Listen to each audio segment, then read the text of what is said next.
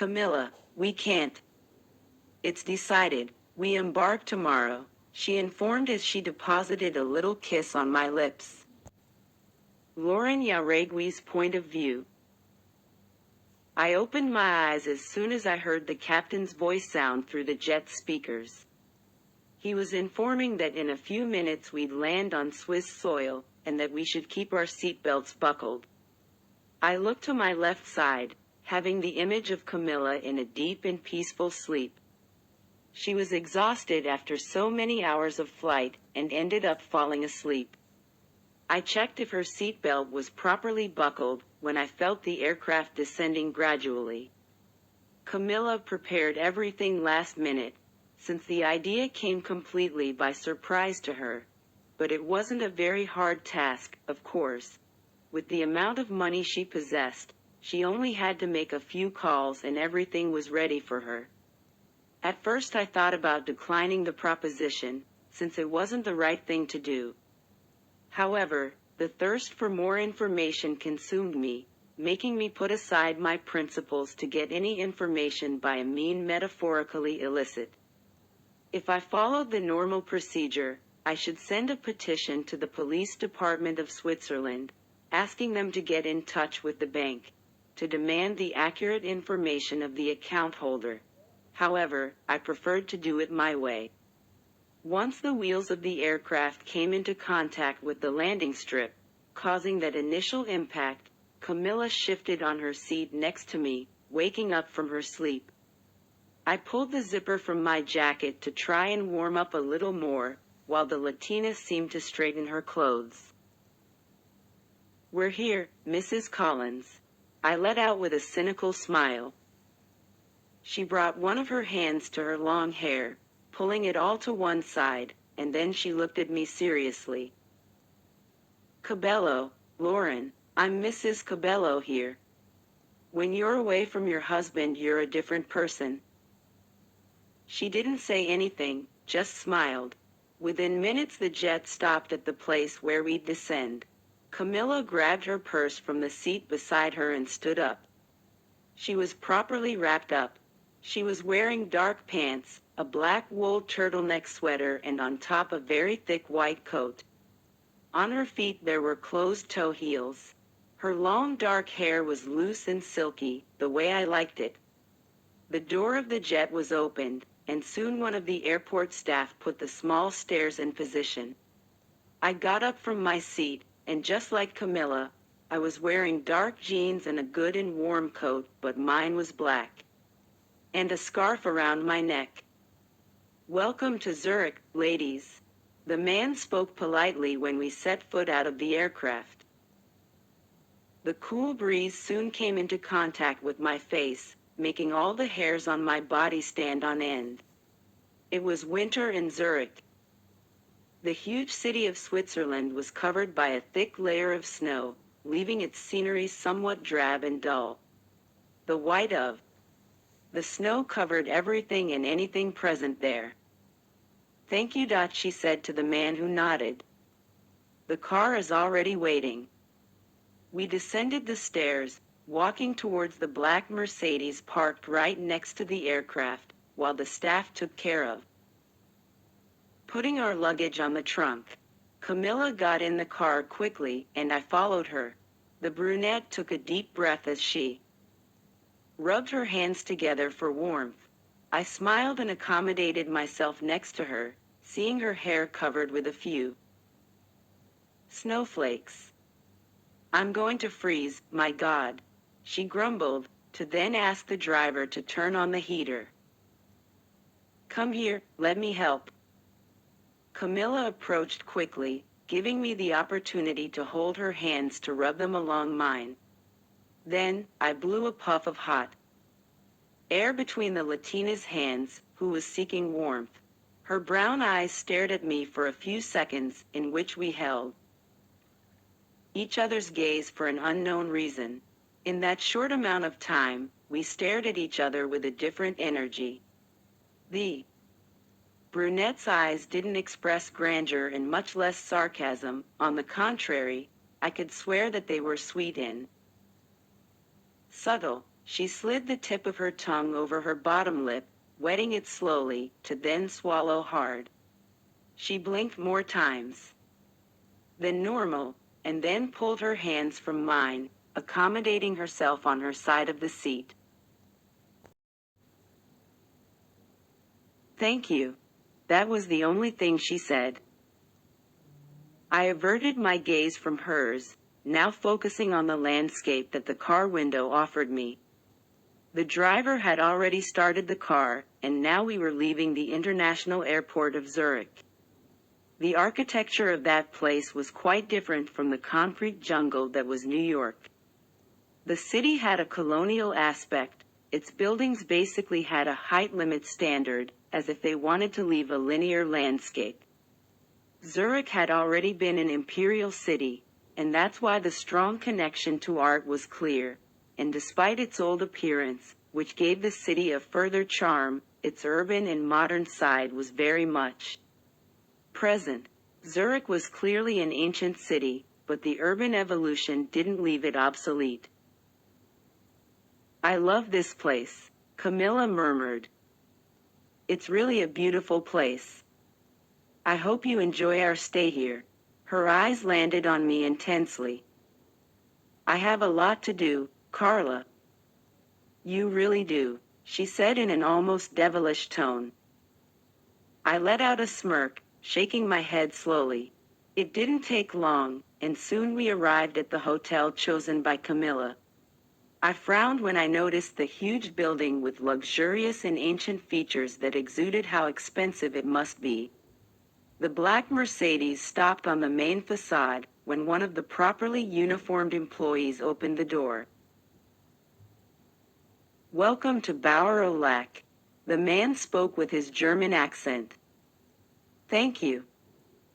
We entered the illuminated building with a much more pleasant temperature thanks to the heaters, while the employees took care of picking up our luggage.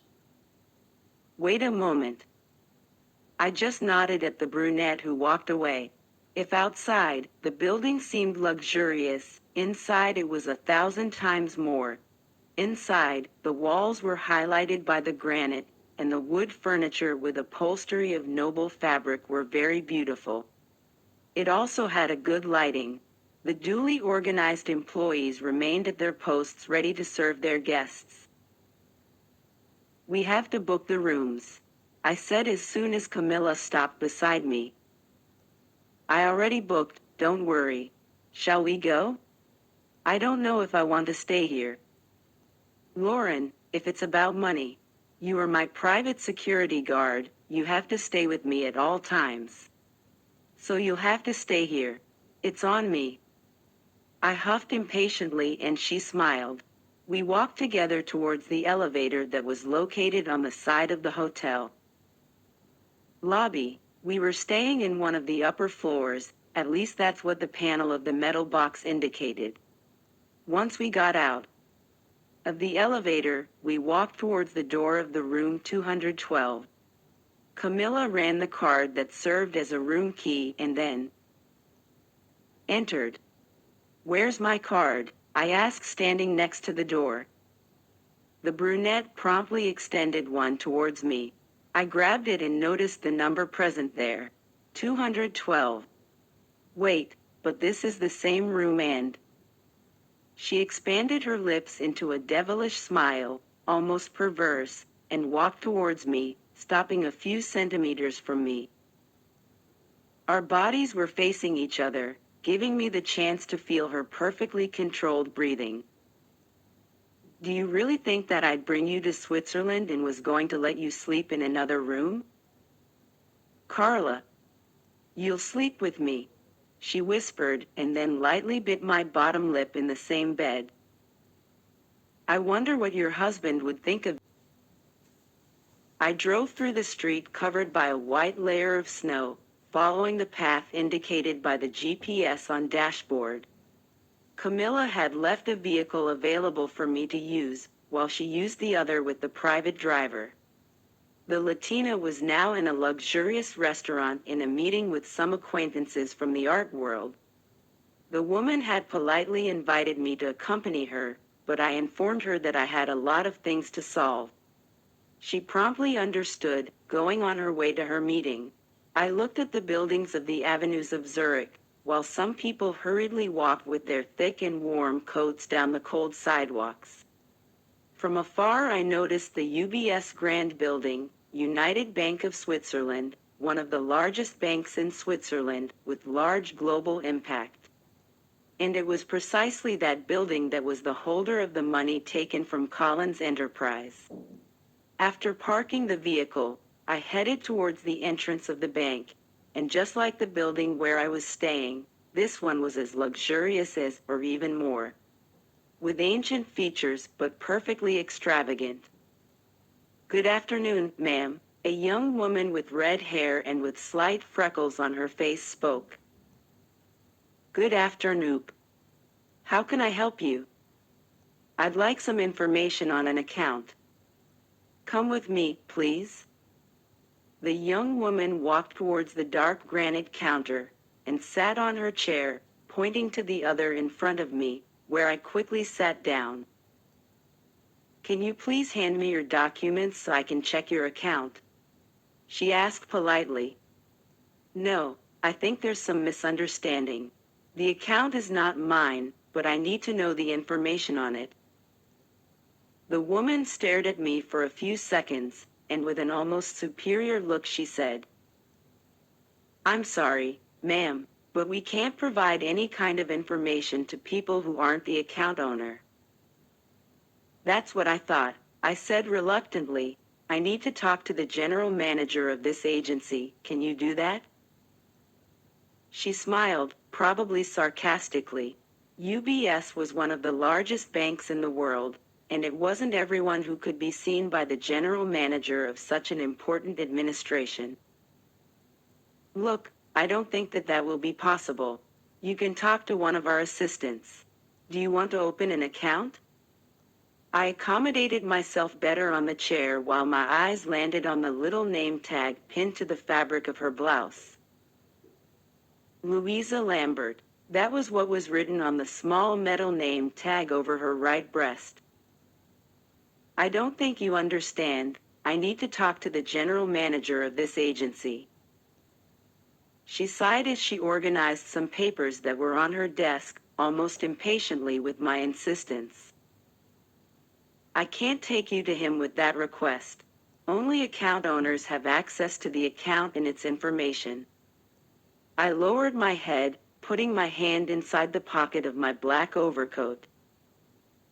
"Ms. Lambert, I'm the head of the Department of Big Cases of the Federal Police of New York," I said in a firm voice tone as I showed her my badge. "I'm here on a very important police investigation, and I believe that you should take me to your superior if you don't want any problems."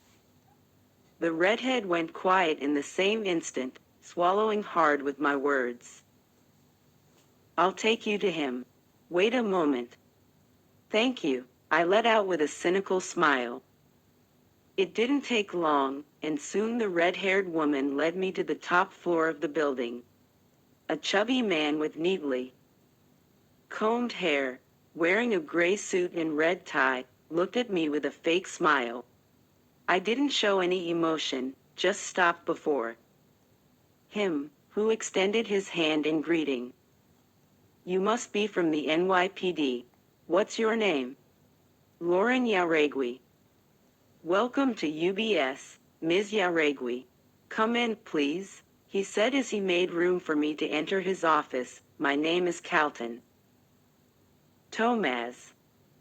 After a short small talk, I grabbed some paperwork from my purse, putting it on the glass desk, everything under the curious gaze of the man in front of me. "I want to see the registration form from the owner of this bank account," I said while pushing the paper. The man carefully picked up the paper, checking thoroughly the number printed there. He seemed somewhat uncomfortable with the situation. "Is there a problem with this account?" "That's what I need to check. You just need to give me the information that I need for that." "I'm sorry, Agent Jauregui. But our bank respects the limits of the law, and the bank secrecy is one of them. I understand perfectly well, but I also know the law, even more than you, I believe. And I have a police petition, which means that I have the authorization to interfere with the bank secrecy of this account. After saying this, I handed him some more paperwork. Calton cleared his throat and started to analyze the documents. I was pretty impatient, but that was because of the anxiety to know the damn name in that form. Time seemed to drag in slow motion, making my nervous instincts keep getting stronger. What happened? A theft. I have information that the amount of money was transferred to this account, and I need to be sure of that. Okay, I need to get in touch with the partners. Calton, I know that you can solve this alone. You are the general manager. Don't make me have to open a lawsuit against the bank for denying information to a police investigation. My voice tone was firm, just like the one I used with the redhead woman a few minutes ago. We'll have problems with that? If you do what I'm asking, no. He remained quiet for a few seconds. He seemed to think about everything, and then turned his attention to the computer on his desk. The man typed the numbers on the keyboard, while his eyes darted from one side to the other on the computer screen.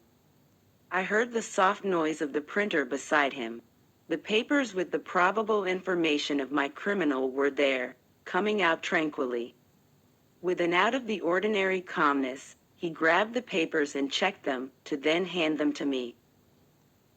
The information will be sent to your email, but before doing that, I need you to sign a document. What document? Of your request with the police petition. This one here, he said while handing me the papers. I read the entire document, and it was only a letter of responsibility. I grabbed the pen that was on the desk and signed the document. When will I receive the information? 2 days tops. It's the estimated time for us to gather all the information, since it's an investigation. I wanted a quick information, just the damn name, but I knew that that wouldn't happen so easily. All right, but you need to know that the account can no longer be active. Any change in it, the bank will be held accountable. We'll freeze the account. Very well, I'll be waiting for the information in 2 days. Otherwise, I'll be back too. You'll receive everything. Can you leave your details here? Of course. After leaving all of my details, I just needed now to wait 2 days and then I'd have the complete record of the account. Holder in UBS. I said goodbye to Calton politely before leaving that place. The man couldn't make any transaction on the account, let alone pass on information to the owner. Everything was expressly detailed in the document that the manager also signed. I went back to the hotel, and so far I hadn't even had one sign from Camila. And in a few hours it would be night time. I took a hot bath, and soon after I was just lying in bed, watching some movie on the cable TV.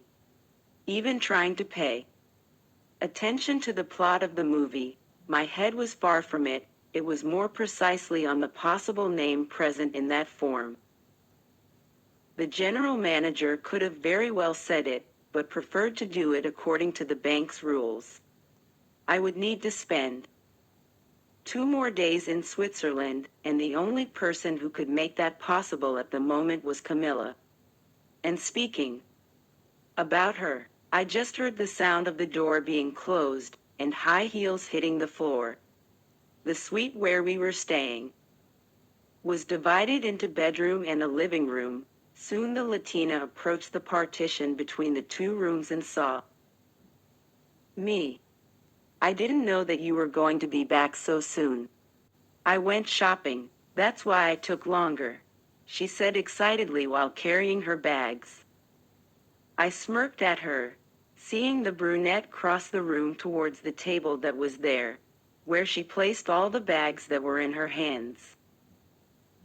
How was your day? I think it was good. She raised an eyebrow in a curious expression. That doesn't sound good. Something went wrong? I'm just tired, Mrs. Collins. I can't believe that we are in Switzerland. We'll sleep in the same bed, and you're still calling me that, she murmured as she removed her coat, which was a little covered with snowflakes. I should leave you without sex. You couldn't, I countered smugly as I got up from the bed. True, I really couldn't. That time of the month is coming soon and I have to enjoy before that, she said as she approached me, stopping right in front of me. I feel like a sex object with you talking like that. You want a romantic woman, is that it? Her voice tone was ironic, almost sarcastic, and then she tilted her head, giving a soft kiss on my neck. I can be romantic. Camila. What? I'm going to take a quick bath and then I'll join you in bed, she said, and walked away with that mischievous smile on her face. You better order our dinner. I don't want to leave the room. I want to talk to you after. She frowned and stopped before entering the bathroom. Is there a problem? Nothing too serious. Go on, I'll order our dinner. After ordering dinner, I accommodated myself in the bed under the covers in search of warmth. Despite having the heaters on, the Swiss cold still mistreated me.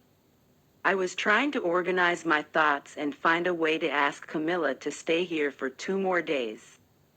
I knew that there was a good chance of the woman denying, since her husband would arrive soon to New York. But I needed those days. I needed to return to the U.S. with the criminal's record. I heard the shrill sound of my phone on the dresser of the room and quickly got up to get it. Vero's name was flashing on the device's screen. If I don't call you, you don't call me, you bitch. I let out a laugh as soon as I heard the annoyed tone of my best friend. I'm sorry, I was busy. I hope you are solving our case and not having sex. I spent the whole afternoon at the bank, so shut your mouth. I grumbled as I walked away from the room, going towards the balcony. And how was it there? Did you get any information? I handed the police petition. The info will be sent in 2 days tops, I said, rubbing my hands in my arms as I propped my phone between my shoulder and my ear. Damn it, they couldn't give it now? No, since this is an investigation, the information will have to come complete. And that requires time. Weren't you coming back tomorrow? Yes, but I'll have to find a way to stay. You're gonna ask your sugar mama? Vero, I let out in a reproachful tone. What, you're traveling with her, Lauren? Because of the investigation. Anyways, now that you are there, enjoy. I bet she wouldn't say no to staying.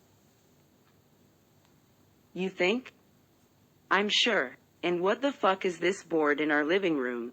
You have her as one of the main suspects, and you still sleep with her? What if she kills you?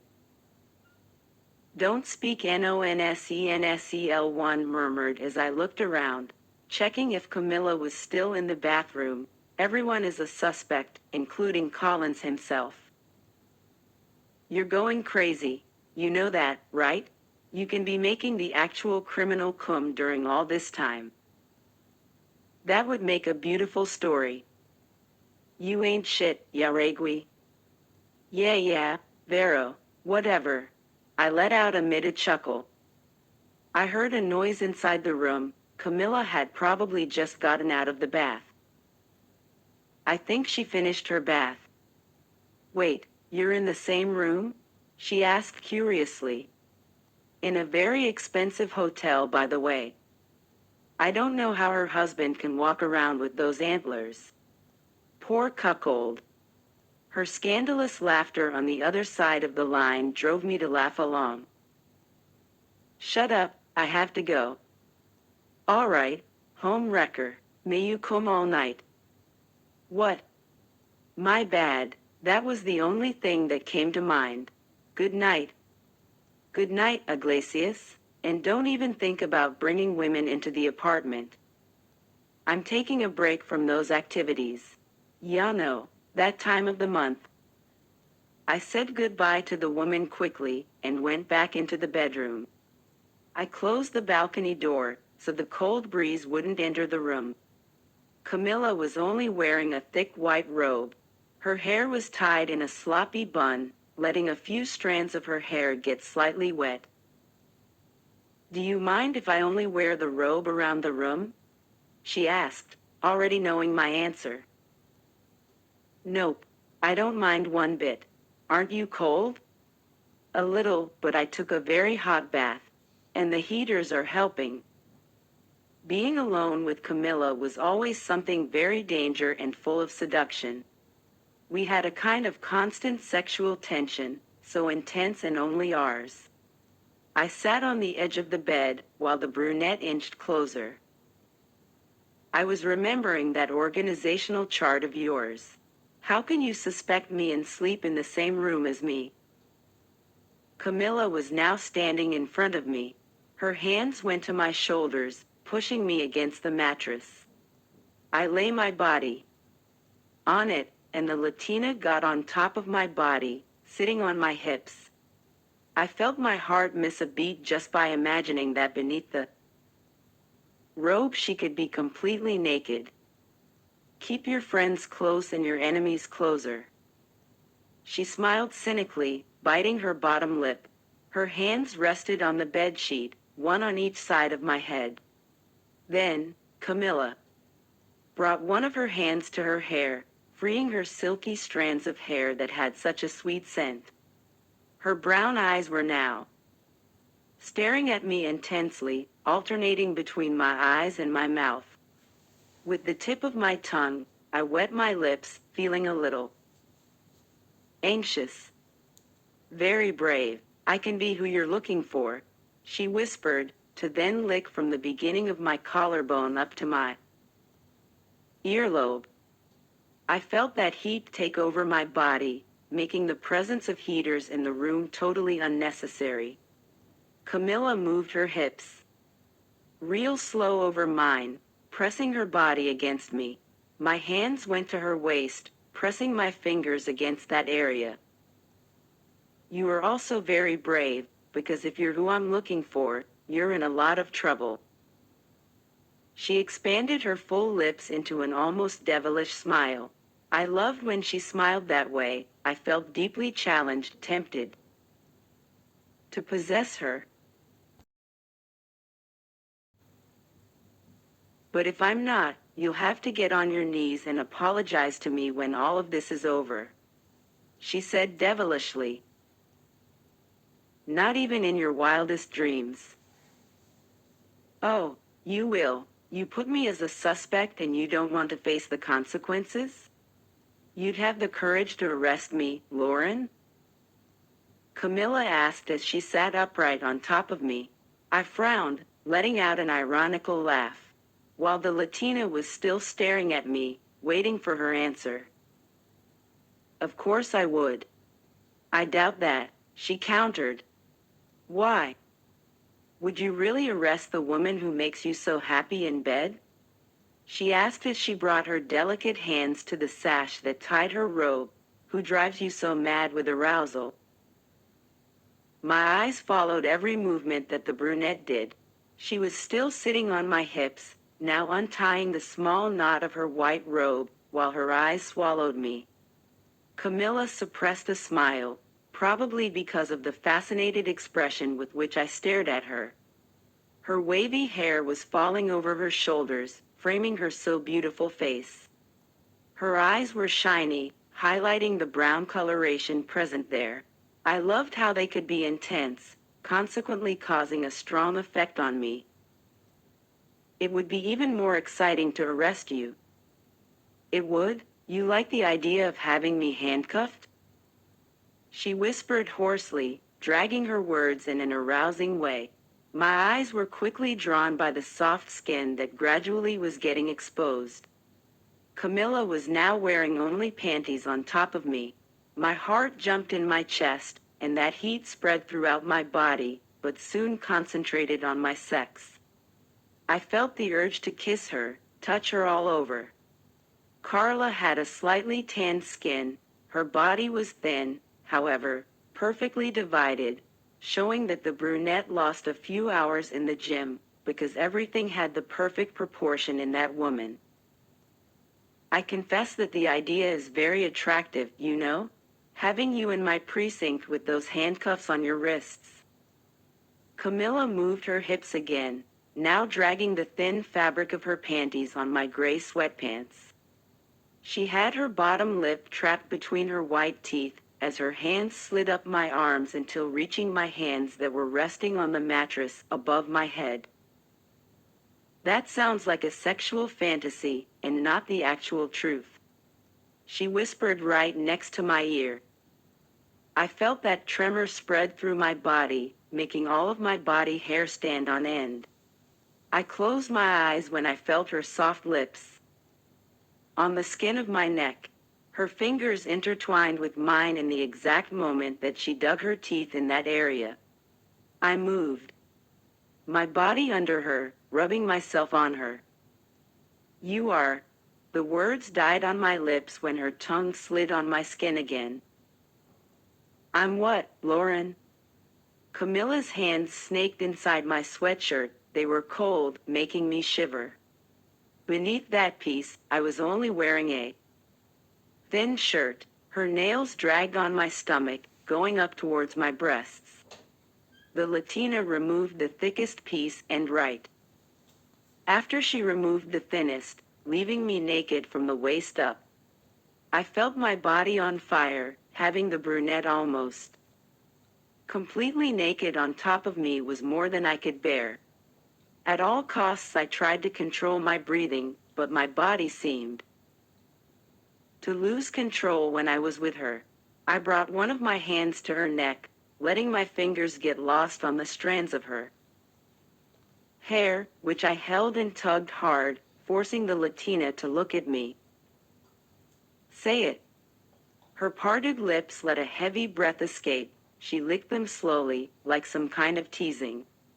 I looked away from her mouth, paying attention to her eyes that seemed to have a vigorous arousal burning in them. Bitch, I said breathlessly. I am. Aren't 17. She now rubbed herself on me with more vehemence as her. I pulled the brunette's face with certain force to take her lips with mine. I could never explain how good it felt to kiss that mouth. Her full and well-drawn lips took me out of orbit. They moved over mine with the pressure that the moment needed. Camila inhaled deeply without disconnecting her mouth from mine. Her lips parted, giving me the chance to explore her mouth with my tongue. She started to move her body faster, rubbing her pussy on mine nonstop. I sucked her tongue avidly, savoring that moment, which made my whole body vibrate. My free hand went down to the Latina's waist, impulsing her fast movements back and forth.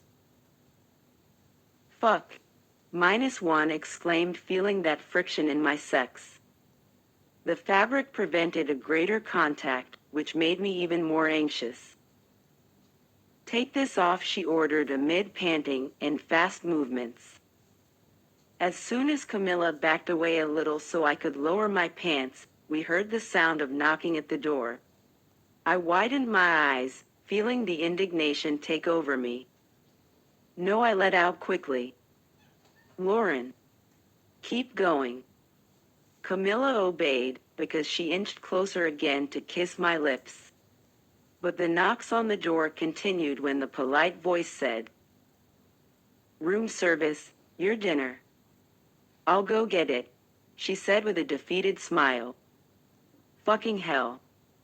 She stopped and I just rolled my eyes as I relaxed on the bed. Camila got up and picked up my sweatshirt that was next to us on the bed. She put it on quickly and walked towards the door, not even caring about the absence of clothes on her bottom half, since my sweatshirt covered her panties a little. I sat up on the mattress, putting on my shirt again, and followed her. Camila opened the door, coming across a properly uniformed young man. He seemed static for a few seconds as he stared at Camila that way, since the Latina was only wearing my sweatshirt and tiny panties.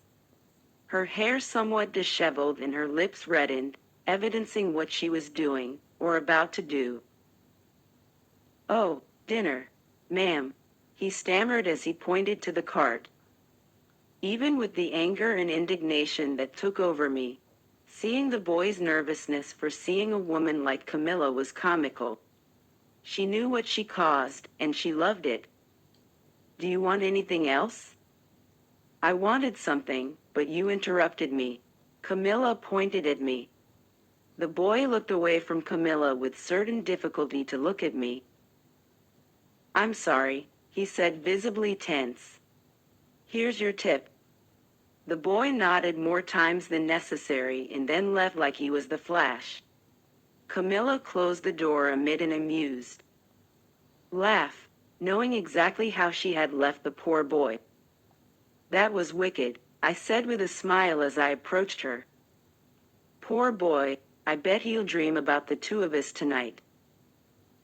"He really will, especially you in that state." Camila stepped forward, putting her arms around my neck. I wrapped my arms around her waist, holding her body to mine. Camila was just a few centimeters shorter. She tilted her head forward, sealing her lips to mine. "He'll have a wonderful dream then, and you'll have a delicious reality." I smiled and kissed her mouth. Carla parted her lips slowly, giving passage so that my tongue could enter her mouth, and so my tongue did. She sighed as soon as my tongue slid over hers slowly, savoring that moment thoroughly, which despite slow, caused a deep heat between us. I squeezed my arms even more around her waist while Camila moved her hands to my neck. Our breaths began to alter, getting more heavy. "We better eat dinner before it gets cold," she murmured against her will. "You're right." I was breathless, horny, however, hungry. And Camila seemed to be the same way. We pushed the cart towards the bedroom because there was a proper table for us to eat on. After putting everything on the table, we sat together to enjoy dinner that looked delicious. And it really was. We had a conversation about random stuff while we ate. "You said you wanted to talk to me. Did something happen?" she asked as she wiped the corner of her lips. "Yes, I need to stay 2 more days here," I said calmly. "Did something go wrong where you went today?" "No, but I have to wait for the information, and I can't leave before that. It's just 2 days, and I was wondering if we could stay," she interrupted quickly. "Exactly. If it's really necessary, we'll stay. But we are going to arrive in New York at the same time as Christopher," she said with a weak smile. "Is that a problem?" "Not to me. I just don't think that we should say that we traveled to Switzerland. They won't take it well if you're investigating." "I know, we can say that we went to another place." "We'll think about that later. But I have one condition," she said more lively now. I frowned at her, slightly scared of the idea that was running through that head. "Yeah." Camila got up from her chair quickly and walked to mine. The Latina was still wearing my sweatshirt, which loosely suited her body perfectly well. Then, she sat on my lap, wrapping her arms around my neck. "Since you have to stay 2 more days, waiting for something, I thought that we could go somewhere else. Another city." I didn't say anything, just let her continue telling me her idea. "You don't need to stay necessarily in Zurich, or you do?" "No, I just need to stay close, in case I don't receive what I want." "Then we could go to another city that I know. It's much smaller than this one and much more quiet. But I swear that it's wonderful." I let out a smile at the way how she was trying to convince me. In that moment she wasn't Carla, who ordered me around, but just Camila, with a different idea and trying to convince me. "Why don't you want to stay here?" I asked as I looked at her. "I need something different lately. So, do you accept to go with me?" I brought one of my hands to her face, putting a small lock of her hair behind her ear. "Yes, I accept, Camila." If you like that I voiced the continuation of the series Stripper and want me to continue, please like and write a comment on the video. This will be an incentive to continue working on translation and dubbing. On my channel there is a continuation of the LGBT series, Stripper, in English and Portuguese after episode 10. And also be sure to subscribe to the channel, because there will be a lot of hot and sexy love stories here.